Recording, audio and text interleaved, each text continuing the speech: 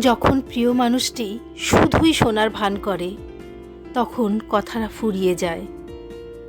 মনের ভেতর জমে থাকা শত অনুভব একসময় চুপ করে যায়।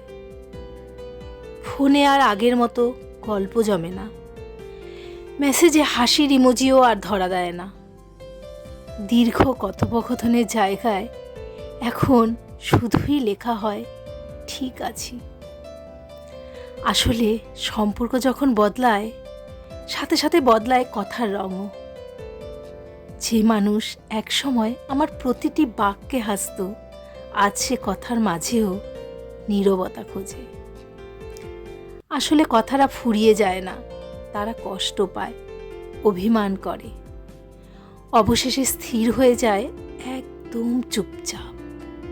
আর আমি তোমার উত্তর না পেয়ে নিজেকে বুঝিয়ে নিই, সে এখন আর আগের মতো নেই।